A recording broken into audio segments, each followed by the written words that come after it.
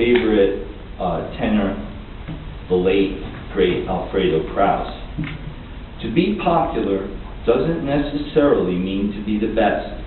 To be popular is nice, but what really is important for me is to be at the high point of a career as a singer, as an artist. We have an instrument to make art, not only to sing. To make art, to leave a documentation of what you did in your life, to be a piece of this chain from the past to the future, to maintain opera and help this continuity.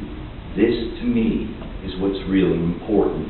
And the last section that I'll read to you is concerned with I Puritani. And again, what I'm striving for is this blurring of the boundaries between over the top and poignant. I Puritani is an Italian opera based on a French play about the English Civil War. It is thus about all war and its abolition.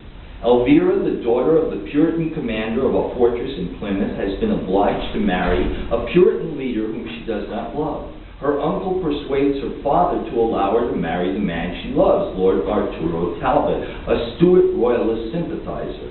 In the castle, on the eve of their wedding, Arturo discovers the queen of the deposed and executed King Charles I. He realizes that his personal desires are secondary to the call of history. He must save her from the cruel fate of execution.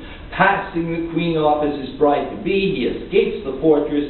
Elvira believes she has been betrayed by Arturo and lapses into insanity. Arturo is condemned to death by Parliament. Elvira dives more deeply into madness as the countryside prepares for another onslaught of warfare and battle.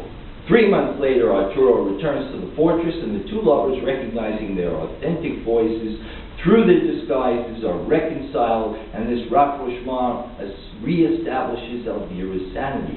The Puritan forces apprehend Arturo and seize him for his execution. Elvira, brought back to sanity, perceives in a perilous instant the deep and profound madness of which humans are at times capable. The realization drives her back to derangement. Is life itself sane or insane? Even today, a century and a half later, there is no easy answer. We hover in abeyance. It is at this moment, as he faces his own death and sees before him the wounded image of the woman that he loves above all else in life, that Arturo sings Credi a si misera, the piece that was subsequently used in the 1835 memorial ceremony for Bellini.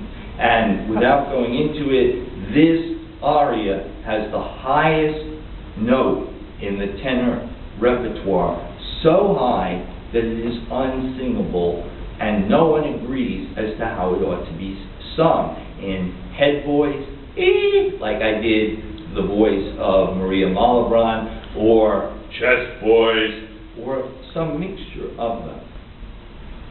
But in this, the high F that Arturo sings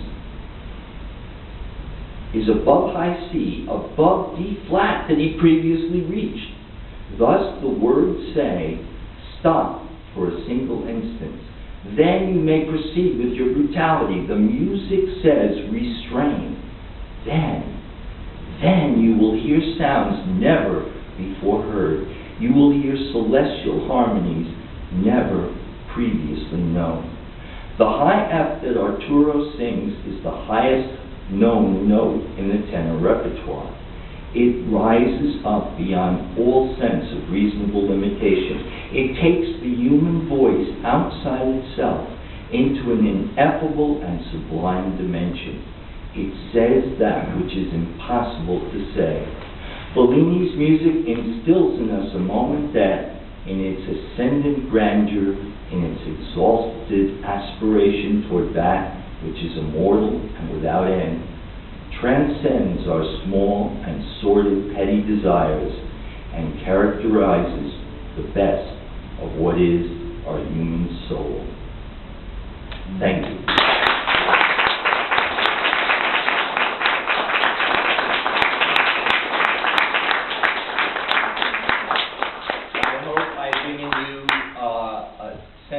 at least the range of the book, and those of you who have not previously had it inflicted on you, I will be happy to sign.